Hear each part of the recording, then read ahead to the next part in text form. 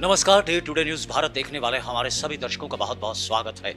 Day today news Bharat आपसे वादा करता है कि हम पूर्णतः निष्पक्ष तरीके से पत्रकारिता करेंगे और हमारा कोई भी पत्रकार किसी भी तरह का उपहार या फिर विज्ञापन आपसे स्वीकार नहीं करेगा।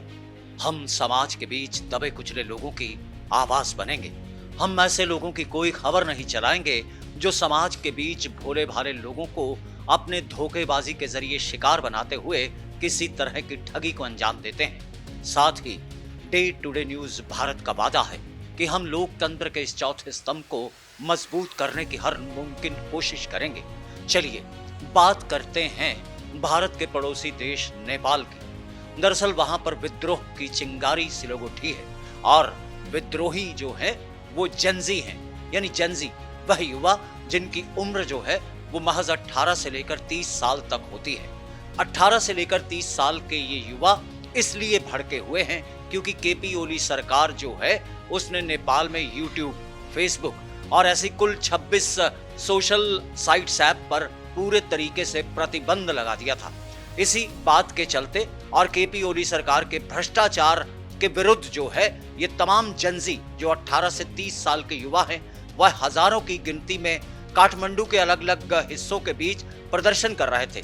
इसी बात के चलते हुए पहले ही काठमांडू में कर्फ्यू लगाते हुए सुरक्षा व्यवस्था को चाक चौबंद किया गया था, लेकिन प्रदर्शनकारियों के गुस्से का हाल ये था कि वह विद्रोह करते हुए जो है नेपाल की संसद भवन तक घुस गए। बात अगर संसद भवन के गेट नंबर 1 या 2 की जाए तो इस पर जो है उनकी ओर से कब्जा जमा लिया गया है। जेनजी विद्रोहियों ने 1 नंबर गेट और 2 नंबर गेट पर जो है वो अपना कब्जा कर लिया है और यह जानकारी नेपाल पुलिस की ओर से साझा की गई थी।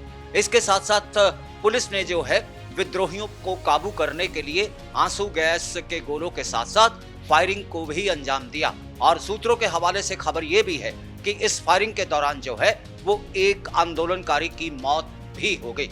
लेकिन विद्रोह की ये चिंगारी जो है वो अब पूरे नेपाल के बीच भड़कते हुए नेपाल सरकार के खिलाफ जो है वो एक बड़ी मुहिम की आग लेकर आगे बढ़ रही है।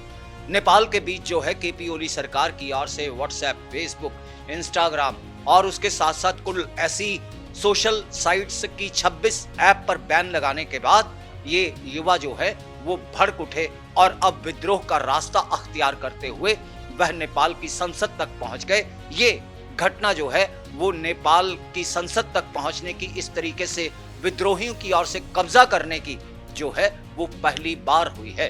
फिलहाल इस खबर में इतना ही। अब मुझे यानी गगनदीप नारंग को दीजिए इजाजत, लेकिन देश और दुनिया की बाकी खबरों के लिए आप देखते रहिए डे टुडे न्यूज भारत। हाँ, अगर आपकी कोई राय या सुझाव है तो वह आप हम तक पहुंचा सकते हैं, लेकिन हमें लाइक करना और साथ ही साथ शेयर करने के अलावा सब्सक्राइब करना कतई ना भूलें। शुक्रिया।